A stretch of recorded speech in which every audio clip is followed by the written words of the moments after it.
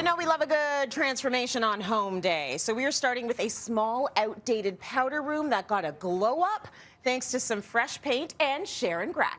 When you move into an older home, you don't always know what you're going to get. But the homeowners of this 50-year-old house were really lucky because a lot of the finishes had been updated, so it's in really good shape for the family.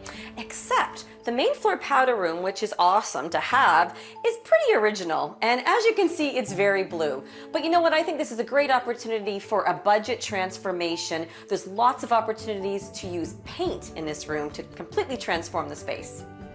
I am so excited to show you this makeover. Ta-da! All the blue is gone, and guess what? We did not replace any tile. It's all paint.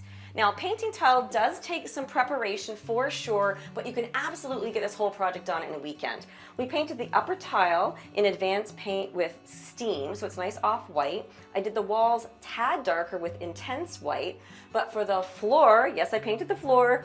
I brought Kendall charcoal, which kind of mimics the gray tile in the hallway, and then I used this fantastic stencil from Cutting Edge. So we created a really fun space in here. Now, the homeowner had a pedestal sink replaced with this awesome IKEA vanity. It adds storage, but because it's the same color as the lower tile, it really helps to keep the space as open and airy as possible. For fun and detail, we added this lovely black metal mirror. Absolutely love this, and brought the black over onto the shelf on the other side, and again some artwork, which of course finishes it off. Not a lot of money, not a lot of time. We transformed this outdated blue powder room to a complete masterpiece.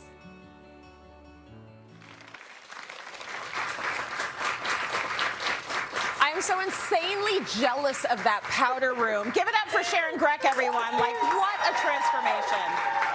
You got it in there. It doesn't need to be any more than that. You did a great job. Completely changed the feel of that main floor. It really did. You know what? It really, really did. I think that bringing the color palette, which was quite neutral, from the main floor into the blue bathroom, getting rid of the blue, they just really couldn't handle it anymore. But it wasn't the time to invest in the full reno because they are planning to do that in 5 years. So this was just a perfect opportunity to let paint and some accessories kind of come to the rescue and do a budget transformation.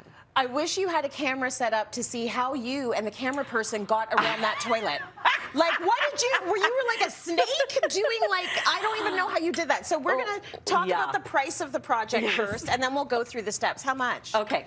The entire thing came out at just over $750, Trace. That's good. Now, so that is excellent. I mean, I don't know if you've looked at the cost of tile, but buying new tile right now, there's some really beautiful tiles, but you could easily spend $750 or more just on the material alone, let alone the install and the tearing apart, the demolishing. So really, like, the paint alone was only $230. It was mostly liters because we used a lot of different products. You know, the vanity combo, amazing, and they can reuse that when they renovate down the road. Accessories, the Cutting Edge stencil. So not a lot of things went into it, but we really were able to keep it as sort of more a cost-efficient style update rather than a reno. So again, it'll get them through that 5 years while they're saving up to do a big reno. When they get to year 5, they're probably gonna just be like, we like this. Well, the homeowner loves the powder room so much. He's like, I wish I could do my Zoom calls in here, but it's too small. People might ask questions about the flushes.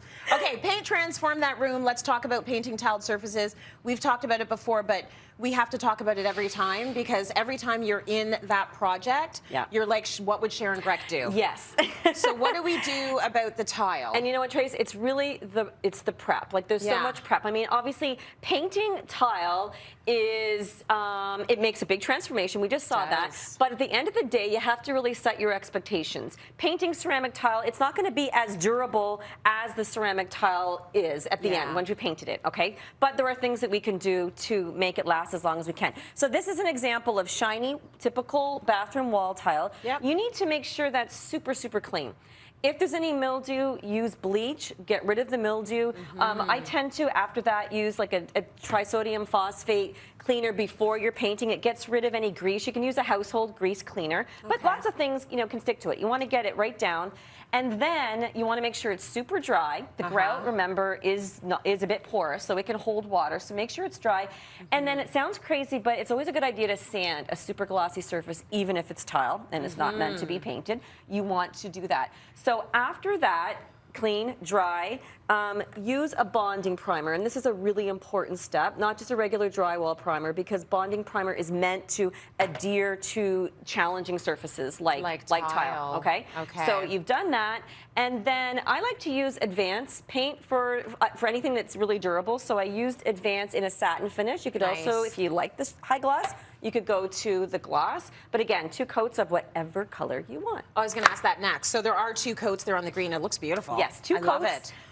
Okay, so prep is always a big thing. Yes. I want to talk a little bit about what you did next. So the beautiful stencils. The beautiful stencil. They look so good, and I want, like, how hard was that? Isn't it fun? Well, you know what, Tracy? It was hard because I'm not as bendy as I used to be to get around the toilet. So just for fun, I brought the actual stencil. This is what happened. So you might want to buy 2 stencils. Oh, I was able to see. do the big parts first. Yes. But I had to cut little bits and pieces to get around. So lots and lots of fun. But at the end of the day, when you're painting floor tile, which to be perfectly honest, you don't want to go around painting ceramic floor tile. Right. This is a situation where it's not getting a lot of high traffic. You wouldn't want to do the hallway because it's just not going to, it's just not going to stand up. Yeah. But I did use floor paint. Okay. Did the same steps we did here. I used floor paint. I used Kendall charcoal in the house on top of the primer and everything.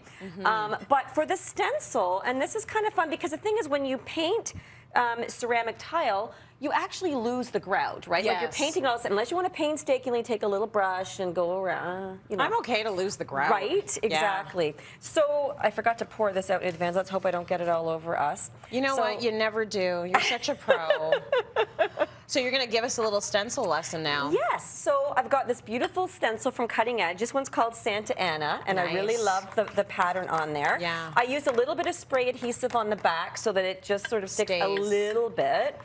And then I like to use a foam roller because you don't want to put a lot of paint on. I kind of wanted it to look aged. Got it. Okay? Yeah. So I've stuck that on, and again, it's sort of like the perfect size. And this helps to give you a bit of the grout line back when you do the stencil, so it feels a bit more tile-ish again, okay, as opposed to just a painted floor. Obviously, these stencils on a painted subfloor, plywood, like sometimes people remove the tile, but they're not ready still to put new tile on, so you can also easily paint over that, over the wood, idea too. or concrete, like if you have a concrete basement floor. Yeah. So again, you can see, Trace, I didn't put a lot of paint on there. Yeah. But just enough to give it that beautiful aged look. So I'm just going to see. Oh my gosh, it's heavy. Okay, there you go. Isn't that pretty? Isn't that pretty? And that is so, like, that was done so quickly. Obviously, you have to plan it out. You do. And you want to make sure you get the right size. And then over top of that, because I didn't get another liter of floor paint, I just used the wall paint that I had. Good. I put 2 coats of Stays Clear, a clear coat that's meant for floors, so it's durable on top of it. So we're going to get the longest durability that we can. But again, this was sort of for 5 years to get them through that stage before they do the full reno. I love it, and I think that there's so many of us in that same situation where we want it to just look a little cute until we get to the point where we can have some money and do the proper reno. Paint now, can do it. It's a temporary solution. You would actually avoid painting tile in, like, floor tile in real life. Yeah, in an area where it's going to get a lot of traffic, right? High traffic, or an area where you're going to get a lot of water. So even the wall tile, I wouldn't bring this right into the shower. I would do it up to the shower curtain where it's not getting a lot of exposure to water. Totally. And I mean, this is a woman that paints everything. So if she says that there's something that you should, like, do with caution, do it with caution. Do it with caution. Sharon, we love you.